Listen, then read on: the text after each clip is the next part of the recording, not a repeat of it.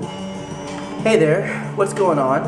Today is Thursday, October the 4th, 2007, and I am home. It's daytime. I haven't done a video in the day, and I don't remember the last time. It's usually late at night when I do these. So this is interesting.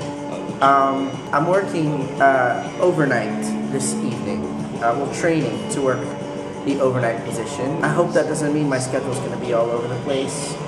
But you know what? Rather than focus on a schedule and whether or not it's what I want, I'm just happy that I have a paycheck. So, yes, it's very good. There's not much going on. I guess I haven't done a video in the daytime in a really long time. So I thought I'm not a vampire. It's proof I'm awake. Although I do look really pale in this.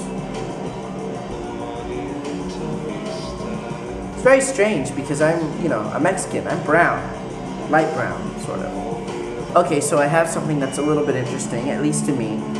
There's a magazine here in New York City that, I don't know, you'll find it kind of usually in hotels. It's called In New York magazine. I'm actually in this month's issue, this magazine, back in August, like my last week working at my last job. I actually did a video from work about doing an interview with this magazine. And ironically enough, I actually took that video down like a few minutes after I put it up because somebody sent me a message and they were like, hey, you might want to be careful about doing videos from work. And I took that down because I didn't want to get in any trouble. But I left the other videos I did from work before that up, and those are the ones that got me fired. I think that day, if I had just thought a little bit more and remembered to delete old videos I had done from work, I probably would still be at that hotel. Whatever, who knows. So, it's kind of cool. Another magazine that's very popular here in New York is Time Out New York magazine. A lot of different cities have Time Out. This is everyone's favorite issue that comes out every year because it's the sex issue. Look at this. Like, this is dirty. Look. Look. That's a threesome. Like, this is on newsstand. And most hotels keep this in guest rooms. So I can't wait till a family checks in with their little kids, a little Christian family from the Midwest, brings their kids to stay at this really nice hotel, and what do they see on the coffee table there?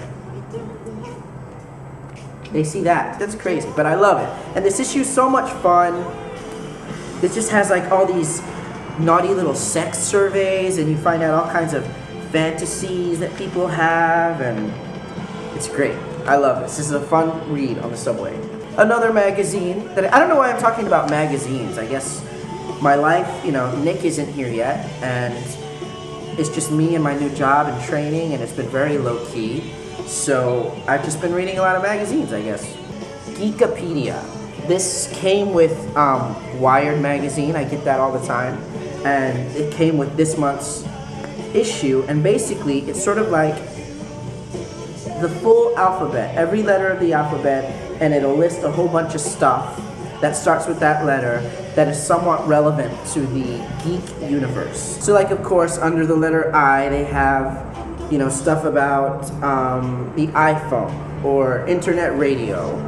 Under P, they have like stuff about podcasting and playlists, and it's just interesting. I'm a big like e-nerd, and I love techie web stuff, and this is fun. So, do you hear that? It's the Lion King. I love this Circle of Life song.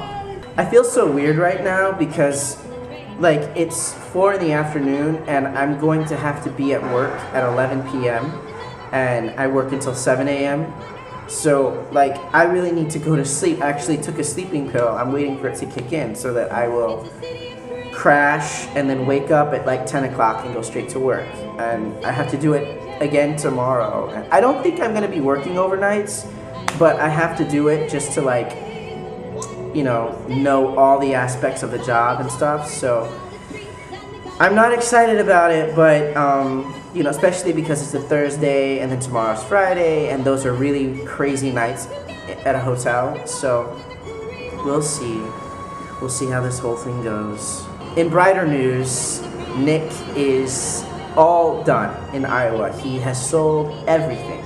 Last night he called me and he was sitting on his living room floor, wrapped up in his comforter, talking to me on a cell phone because he has no bed, he has no sofa, he has no desk, he has nothing. Everything is sold. He found somebody to buy his car, and you know, then he's gonna rent a car and drive here to New York this weekend. And I'm so excited. I'm just so excited. This is a really big step. I have never lived with anyone before, and I've never really wanted to do it. I find myself wanting a lot of things with Nick that I have never wanted. And I just can't believe I found him, Nick.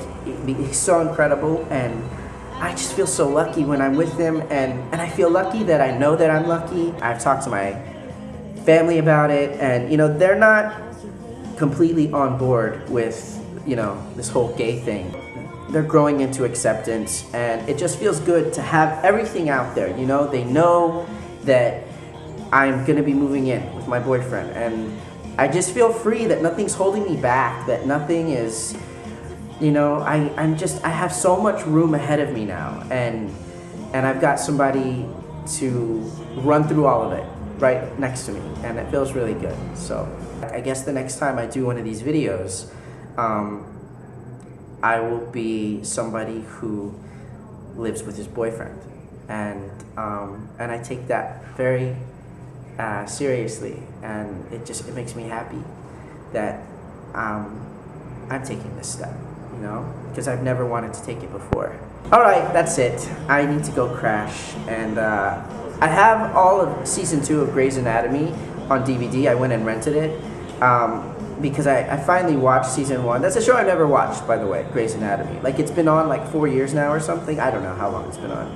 But I've refused. I've been like, no, I will not give in to that show. I don't give a fuck about Dr. McDreamy. And Patrick Dempsey, by the way, I'm sorry, I don't see it. I don't see what it is everybody likes about him. And that freaking Ellen Pompeo with her scrunched up little face, and the way that she lisps, like when she says her S's, it's this weird lisp that I think, ugh, I just want to punch her in the face. She kind of reminds me of Renee Zellweger, who I also want to punch in the face, but for a very different reason. I'm a big fan of that movie, Empire Records, and I love it. I love it. Me and my friends quote it constantly. I think Music Town is a little conflicted on the revealing clothing issue. I think so. You can't kill me, Warren, because I'm already dead. I talked to God. She said, yo, what's up? She wants you to lose the gun. Shock me, shock me, shock me with that deviant behavior. What's with you today, man? What's with today? You have to see the movie in order to know what I'm talking about, but, you know, trust me, if there are people out there who've seen and love the movie, they were laughing right now. Anyway, Renee Zellweger was in the movie, and this was before she was really famous. This was before Bridget Jones and Jerry Maguire, way before that stuff. And now that she's like this big star, she never wants to talk about it, you know what I mean? I've seen interviews where they've asked her about the movie, and she just never wants to mention it. And it just sucks because it's such a good movie. But it makes me want to punch her in the face too. Her and Ellen Pompeo both. I've got the DVDs in my bedroom, so I'm just gonna go watch them and try to fall asleep and be wide awake tonight. So that's it.